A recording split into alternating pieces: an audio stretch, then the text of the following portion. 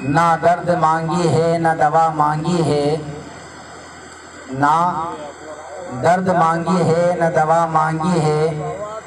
ہم نے تو بس دعا کے بدلے دعا مانگی ہے، ہم نے تو بس دعا کے بدلے دعا مانگی ہے۔ حضرات محترم، میں نے سلام کیا تھا، میں نے آپ کو دعا دی تھی اور اس کے بدلے میں میں نے بھی آپ سے دعا ہی مانگی، یعنی کہ السلام علیکم، آپ پر سلامتی ہو، وعلیکم السلام، اور آپ پر بھی سلامتی ہو۔ کیا اگر ایک عالم دین آپ کو سلام کر کے دعا دینے کی چاہت رکھتے ہیں اور دعا دیتے ہیں تو کیا آپ سب مل کر کے ایک عالم دین کو دعا نہیں دے سکتے؟ تو سب میرے سلام کا جواب دیجیے، السلام علیکم ورحمۃ اللہ تعالی وبرکاتہ۔ ماشاءاللہ، الحمدللہ الحمدللہ وکفی وسلام علی عبادہ الذین اصطفی، اما بعد فاعوذ باللہ من الشیطان الرجیم ببرکۃ بسم اللہ الرحمن الرحیم۔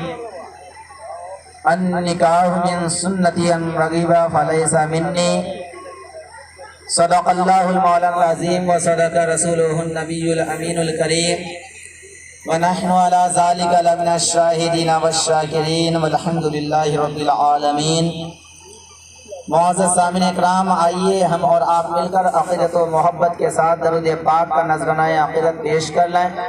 پڑھیں بآواز بلند اللہ رب محمد صلی اللہ علیہ وسلم تسلیما، صلاۃ و سلام علیکہ یا رسول اللہ یا رسول اللہ یا رسول اللہ صلی اللہ علیہ وسلم۔ شاعر نے کیا ہی خوب کہا ہے کہ شریعت کا تقاضا ہے، فرض بھی مجبور کرتا ہے، شریعت کا تقاضا ہے، فرض بھی مجبور کرتا ہے، اور یہ کیسا جشن ہے جو لختے جگر کو دور کرتا ہے، اور یہ کیسا جشن ہے جو لختے جگر کو دور کرتا ہے، اور فیصلہ روز اجل کا باطل ہو نہیں سکتا، فیصلہ روز اجل کا باطل ہو نہیں سکتا، جورا جو مقدر کا ہو وہ جدا ہو نہیں سکتا، جورا جو مقدر کا ہو وہ جدا ہو نہیں سکتا۔ ستاروں کی چمک ہوگی، چاند بھی چمکتا ہوگا، واللہ کتنی خوشی ہوگی جس وقت ابراہیم کا نکاح ہوگا، واللہ کیا خوشی ہوگی جس وقت عزیزم ابراہیم کا نکاح ہوگا۔ شریعت کا تقاضا ہے،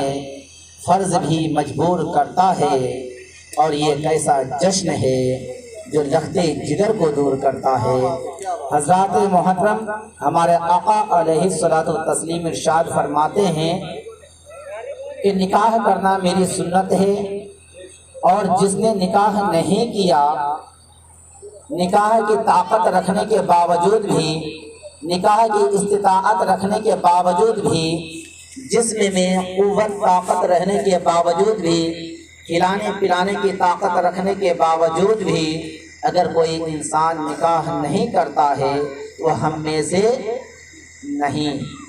حضرات محترم، آج ان باتوں پہ بہت ہی زیادہ غور و فکر کرنے کی ضرورت ہے۔ آج ہم شادی کرتے ہیں، وواہ کرتے ہیں اپنی اولادوں کی۔ کب کرتے ہیں شادی؟ جب ہماری اولادوں کی عمریں ڈھلنے لگتی ہیں، جب ہماری اولادیں غلط فہمیاں کی شکار ہو جاتی ہیں، جب ہماری اولادیں زناکاری کی طرف، ہماری اولادیں پاپ کی طرف، ہماری اولادیں گناہ کی طرف اتنے زیادہ ملوث ہو جاتی ہے کہ انہیں نکلنا بڑا دشوار ہو جاتا ہے، تب ہم اپنی اولادوں کے نکاح کے بارے میں سوچتے ہیں۔ اور جب اپنی اولادوں کے بارے میں اگر کوئی شخص انہیں کہتے ہیں کہ آپ کی اولاد فلاں غلطی میں یا فلاں گناہوں میں ملوث ہے، تو بعض آدمی تو ان باتوں پہ یقین نہیں کرتے اور اگر کوئی کچھ پیسے والے اگر ہوتے ہیں تو وہ اپنے پیسوں کو عزت سمجھتے ہیں، اپنے پیسوں کو شہرت سمجھتے ہیں، اپنے پیسوں سے ہی وہ چاہتے ہیں جو چاہے ہم کر لیں۔ پھر وہ شخص کہتا ہے کہ ارے یہ تو عام باتیں ہیں، آج کی تاریخ میں گناہ کرنا عام ہے، آج کی تاریخ میں زنا کرنا عام ہے، یہ ایک فیشن بن چکا ہے۔ اے مسلمان یاد رکھ لینا، آج یہی وجہ ہے کہ جب قوم مسلم نے اپنی اولادوں کو بے حیائی کی طرف جانے کے لیے چھوڑ دیا، آج کی تاریخ میں جب قوم مسلم نے اپنی اولادوں کو وقت سے پہلے نکاح نہ کروایا، آج کی تاریخ میں جب قوم مسلم نے اپنی اولادوں کو وقت سے پہلے اپنی بیٹیوں کو سسرال نہ بھیجا، اپنے بیٹوں کو وقت سے پہلے بہو لا کر کے نہ دیا، یہی اولاد کبھی رنڈی کھانے میں جاتی ہے، یہی اولاد کبھی کالج کے دروازے پہ کھڑی ہوتی ہے، یہی اولاد کبھی یونیورسٹی کے دروازے پہ کھڑی ہوتی ہے، یہی اولاد کبھی مارکیٹ، کبھی میلے میں، کبھی تماشے میں جا کر کے، کبھی عرس کے موقع پر جا کر کے ایک غیر محرم عورتوں کی طرف جھانکتا ہے، اور جھانکنے کے بعد یہی لڑکا ہے، یہی نوجوان ہے، یہی ہماری اولاد ہے جو دوسری عورتوں کو پٹا کر کے، دوسری عورتوں کو اپنے غلط فہمیوں کے شکار بنا کر کے اور ان سے زنا کرنے کے لیے تیار ہو جاتی ہے، اور زنا کرنے کے بعد انہیں ایک فیشن سمجھ کر کے جب تک مرضی ہوتی ہے اسے استعمال میں لے لیا جاتا ہے، اور اس کے بعد اسے اس طرح سے ہاتھوں سے اور اپنی زندگی سے نکال دیا جاتا ہے جس طرح سے دودھ میں سے مکھی کو نکال کر کے پھینک دیا جاتا ہے۔ حضرات محترم، بڑے افسوس کی بات ہے،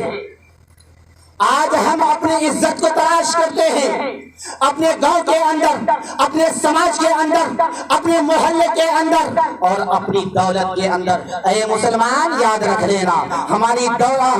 عزت دولت سے نہیں، ہماری شہرت ہمارے کاروبار سے نہیں، ہمارا مقام گاؤں محلے اور علاقے سے نہیں، بلکہ ہماری عزت، ہماری آبرو تو ہمارے ایمان سے تھا، ہماری شان، ہماری پہچان تو محبت مصطفیٰ سے تھی۔ آج ہم نے دل سے محبت مصطفیٰ کو نکال دیا، آج ہم نے دین کی تاریخ، دین کہتے کسے ہیں، شریعت مصطفیٰ کہتے کسے ہیں، ہم نے سب کچھ کو بھلا دیا۔ آج ہم شریعت مصطفیٰ کو پیٹ کے پیچھے رکھ کر کے ہم جب اپنے بیٹے کی شادی کرتے ہیں، اپنی بیٹیوں کی شادیاں کرتے ہیں، بڑے دھوم دھام سے ڈی جے لاتے ہیں، وہاں پہ ہماری ماں بھی ناچتی ہیں، ہماری بہنیں بھی ناچتی ہیں، ہمارے بیٹے بھی ناچتے ہیں، ہمارے بھائی بھی ناچتے ہیں، ہمارے باپ بھی ناچتے ہیں، اور ہماری ننھی منھی بچیاں بھی ناچتی ہیں۔ بڑے شرم کی بات ہے مسلمانوں، جو عورتوں کو اللہ تبارک و تعالیٰ نے، اللہ کے حبیب علیہ الصلوۃ والسلام نے عزت بخشی ہے۔ الحیاء شعبۃ من الایمان، حیا ایمان کا حصہ ہے، عورتوں کو اللہ تبارک و تعالیٰ نے ایمان کا حصہ کہا ہے، اور یہی عورت ہے جس عورت کو آج کی تاریخ میں قوم مسلم نچاتی پھرتی ہے، کبھی مارکیٹ میں، کبھی ڈیجوں کے سامنے میں، کبھی شادی وواہ کے موقع پر، تو کبھی خوشی کے موقع پر۔ حضرات محترم، میں آپ سے پوچھنا چاہتا ہوں، کیا یہی عزت ہے؟ جبکہ پیغمبر اعظم علیہ الصلوۃ والتسلیم نے فرمایا کہ عورت کی آواز بھی عورت ہے، یعنی کہ عورت کی آواز بھی چھپانے کی ہے، عورت کے پورے جسم چھپانے کی ہے۔ اب آپ کہیں گے مولانا صاحب عورت کے کون سے وہ حصے ہیں جسم کے جو دکھانے کی اجازت ہے؟ حضرات محترم، اگر آپ یہ معلوم کرنا چاہتے ہیں، اور ہماری ماں اور بہنیں بھی کان کو کھول کر کے، اپنے تختی دل کے دروازے کو کھول کر کے بڑے غور سے سنیں ان باتوں کو کہ ہمارے آقا علیہ الصلوۃ والتسلیم ارشاد فرماتے ہیں کہ عورتوں کے لیے ہاتھ کی ہتھیلی، پیر کے تلوے اور چہرہ کا جو چہرہ ہے، صرف چہرہ، یہ تین چیزیں جو دکھانے کے لیے یعنی کہ کھلی ہوئی رہ سکتی ہے، اسے چھپانے کی اجازت نہیں ہے، اور چھپا لے تو کوئی اعتراض بھی نہیں ہے۔ اس کے علاوہ بال ہے، چھپانے کی اجازت ہے، عورتوں کے لیے یہ ستر ہے، انہیں چھپانا فرض ہے، عورتوں کے پورے جسم کو چھپانا فرض ہے۔ آج ہماری ماں بہنیں کیا کرتی ہیں؟ آدھی آستین کے کپڑے پہنتی ہیں، آدھی آستین خواتین کی ٹی شرٹ پہنتی ہیں، آدھے کپڑے پہنتی ہیں، بعض ہماری ماں اور بہنیں، ہماری بیٹیاں، ہمیں بڑا افسوس ہوتا ہے، شرم آتی ہے قوم مسلم کے اوپر جب ہم دیکھتے ہیں کہ کبھی ہماری ماں، کبھی ہماری بہنیں، کبھی ہماری بیٹیاں، کبھی ہماری بھتیجیاں کرتی کیا ہیں، ہاتھ چڈی پہن کر کے گھومتی ہیں، کبھی گھٹنے سے نیچے چڈی پہن کر کے گھومتی ہیں۔ اے میرے ملت کے نوجوانوں اور اے میرے ملت کے ماں اور بہنوں، غور تو کرو، پیغمبر اعظم علیہ الصلوۃ والتسلیم کی وہ بیٹی خاتون جنت ہے جنہیں دنیا فاطمہ الزہرا کہتی ہے۔ کون فاطمہ الزہرا؟ وہ فاطمہ الزہرا ایک طرف اگر وہ بیٹے کے لیے جھولا جھلا رہی ہیں تو دوسری طرف زبان سے تلاوت کلام اللہ ہو رہی ہے، دوسری طرف وہ ہمارے اور آقا کے بیٹی شہزادی فاطمہ الزہرا دوسری طرف ہاتھوں سے کبھی آٹا گوندتی ہوئی نظر آتی ہے، تو کبھی گھر میں جھاڑو لگاتی ہوئی نظر آتی ہیں، کبھی اپنے بچوں کے اور خود کے کپڑے دھوتی ہوئی نظر آتی ہیں۔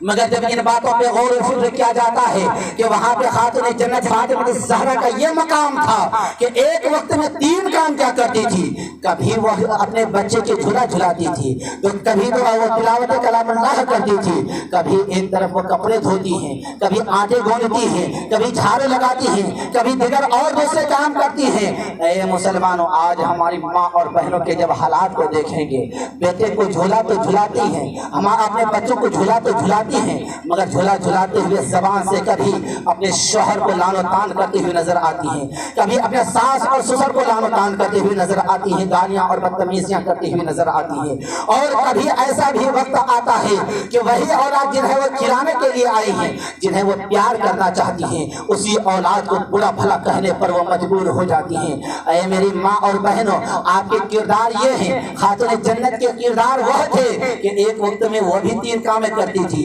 آپ بھی 3 کامیں کرتی ہو۔ ایک طرف آپ جھولا جھلاتی ہو، دوسری طرف اولادوں کے ہاتھوں میں موبائل گانا لگا کر کے دے دیتی ہو، ایک طرف آپ ادھر جہاں آپ کو تلاوت کلام اللہ کرنی تھی وہاں پہ آپ گالیاں بکتی ہو، بدتمیزیاں کرتی ہو، اور دوسروں کی، چاہے وہ اپنی بہن ہو، چاہے اپنے شوہر ہو، چاہے ساس اور سسر ہو، چاہے اپنے رشتہ دار ہو یا دیگر کوئی بھی ہو، کبھی کسی کی بغاوت کرتی ہوئی نظر آتی ہو، کبھی کسی کی برائی کرتی ہوئی نظر آتی ہو، کبھی کسی کی شکایت کرتی ہوئی نظر آتی ہو، پھر اپنے آپ کو مسلمان کہلاتی ہو، پھر کہتی ہو ہماری اولاد نیک کیوں نہیں بنی۔ دیکھو، اگر فاطمہ الزہرا نیک تھی، فاطمہ الزہرا ایک تھی، فاطمہ الزہرا کو رب کعبہ کے حبیب اعظم علیہ السلام نے خاتون جنت بنا دیا اللہ کے حکم سے۔ خاتون جنت جب نیک تھی، صالحہ تھی، تو ان کا جب ماں نیک تھی تو ان کی اولادیں بھی نیک ہوئی، اور کیسی نیک اولادیں ہوئی، ایسی نیک اولادیں ہوئی، ایک نے زہر کھا کر کے بھی قوم مسلم کی آبرو کو بچایا، قوم مسلم کے اتفاق و اتحاد کو قائم رکھا، نا اتفاقی سے محفوظ کیا، اور دوسری اولاد نے کربلا کے میدان میں اپنی گردنوں پہ چھریاں چلوا کر کے، گردنوں پہ تلواریں چلوا کر کے، جسم پہ 72 کے 72 زخمیں کھا کر کے قوم مسلم کو اتحاد کا پیغام دیا، مذہب اسلام پر چلنے کا پیغام دیا، مصطفیٰ کریم علیہ الصلوۃ والتسلیم سے سچی محبت کرنے کا پیغام دیا۔ اے مسلمانوں، آج بتاؤ، اگر واقعی میں آپ کے دل میں سچی نبی کی محبت ہے تو کیا آپ نماز پڑھتے ہو؟ کہو گے نہیں۔ کیا جو نبی کا دیوانہ ہوگا، جو نبی کا مستانہ ہوگا، جو نبی کا چاہنے والا ہوگا، جو نبی کے عشق میں مر مٹنے والا ہوگا، کیا وہ نبی کی نبی کی جو آنکھوں کی ٹھنڈک نماز ہے، کیا وہ اس سے دور ہوگا؟ جو نبی علیہ السلام نے کہا نماز میری آنکھوں کی ٹھنڈک ہے، آج ہم ان چیزوں سے دور ہوتے ہوئے نظر آتے ہیں۔ نبی کریم علیہ السلام نے فرمایا آپس میں اتفاق و اتحاد پیدا کرو، کیا آج ہم اتفاق و اتحاد پیدا کرتے ہوئے نظر آتے ہیں؟ حضرات محترم، جب ان باتوں پہ غور و فکر کیا جاتا ہے، بڑے توجہ دیے جاتے ہیں، تو آج ہم ساری باتوں کا جب نچوڑ نکالتے ہیں تو ساری باتوں کا نچوڑ کیا ہوتا ہے؟ آج ہم بڑے افسوس اور دہشت کو اپنے دل میں رکھ کر کے کہتے ہیں کہ آج مودی ہمارے قوم مسلم کے اوپر ظلم و ستم ڈھا رہی ہے، آج ہمارے ہندوستان کی سلطنت ہمارے اوپر، سلطنت پہ بیٹھنے والے حکمران ہمارے اوپر ظلم و ستم کر رہے ہیں۔ اے مسلمانوں، نہیں، یہ آپ کی غلط فہمی ہے، اور آپ غلط فہمیوں فتنوں کے شکار ہیں، کیونکہ وہ ان کی کیا مجال ہے، مودی جی کی کیا اوقات ہے جو قوم مسلم کے اوپر ظلم و ستم کر سکیں، کیونکہ ان کی کوئی اوقات نہیں۔ رب کعبہ کے حبیب علیہ الصلوۃ والتسلیم نے فرمایا جب قوم مسلم بے حیائی کی طرف حد سے زیادہ جانے لگے گی، جب قوم مسلم رب کعبہ کی نافرمانیاں کرنے لگے گی، جب رب کعبہ کے نیک بندہ جو بدی میں بدل جائے گی، تو رب کعبہ ایسے قوم مسلم کے اوپر ظالم بادشاہ کو مسلط کر دے گا جو وہ قتل و قتال کروائے گا، جو ظلم و ستم کرے گا، تاکہ اس ٹائم میں بھی رب کعبہ موقع دیتا ہے بندہ مومن کو، اے بندہ ابھی بھی موقع ہے، ابھی ہم نے تو ایک ظالم بادشاہ کو تیرے اوپر مسلط کیا ہے، اگر تو نے نہ مانا تو زلزلہ لا کر کے زمین کو چاک کر کے اور بغیر کفن و دفن کے تجھے میں زمین میں دفن کر دوں گا، کوئی رونے والا نہ ہوگا، کوئی تمہارا تیجا اور فاتحہ کرنے والا نہ ہوگا۔ اگر تو نے نہ مانا تو آسمان سے ایسی بارش برساؤں گا کہ تو بہہ کر کے تباہ و برباد ہو جائے گا، تیرے نام و نشان بھی نہ رہے گا۔ حضرات محترم، کیا ہمارے بہار کے بارے میں آپ نہیں سنتے ہیں؟ ہر سال وہاں پہ ہزاروں کے تعداد میں انسانوں کا ڈوبنا ہوتا ہے، انسانوں کا نام و نشان مٹ جاتا ہے، ہماری کھیتی کی تباہی اور بربادی آ جاتی ہے۔